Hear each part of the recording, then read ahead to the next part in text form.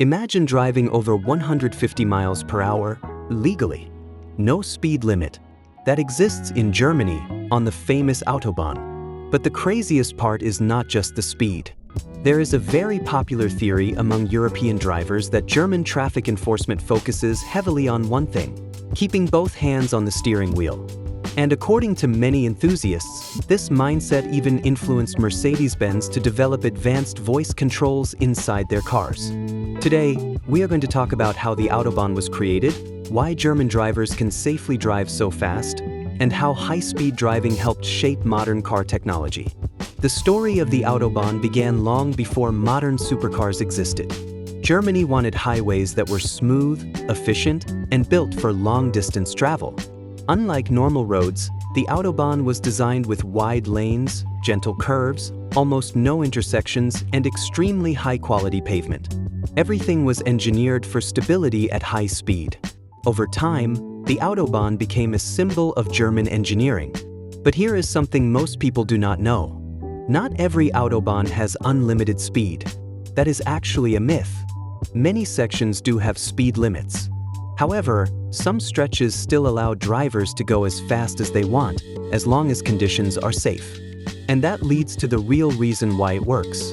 The secret is not just the road. It is the drivers. In Germany, getting a driver's license is much harder than in many other countries. Training is expensive, strict, and heavily focused on highway discipline. Drivers are taught lane etiquette, reaction timing, mirror awareness, and maintaining total control of the vehicle. And this is where the famous two hands on the wheel idea comes in.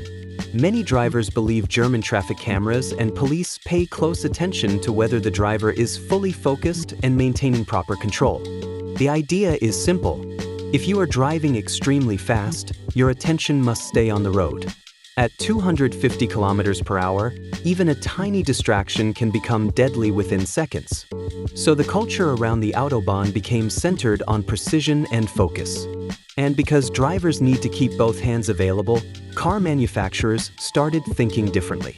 Instead of forcing drivers to reach for buttons and screens, what if the car could respond to your voice? German luxury brands, especially Mercedes-Benz, invested heavily in voice-controlled technology. The goal was convenience, but also safety. If a driver is traveling at extremely high speed, removing a hand from the wheel, even briefly, can reduce reaction time. So modern Mercedes systems allow drivers to say things like, "Open the window," "Turn on the air conditioning," "Navigate home," without touching physical controls. Today, systems like MBUX use advanced voice recognition to control climate settings, navigation, media, lighting, and much more. What started as a luxury feature became part of a bigger philosophy. Keep the driver focused, hands ready, and reduce distractions at high speed. The Autobahn is not just about driving fast. It is about engineering, discipline, and responsibility. Germany proved that high-speed driving only works when roads are designed properly, cars are engineered for stability, and drivers are trained seriously. And interestingly, that culture may have influenced the technology we now use in modern vehicles every single day. So next time you see someone using voice commands inside a luxury car, there is a chance that technology was shaped by one simple idea born on the Autobahn. Keep your hands on the wheel.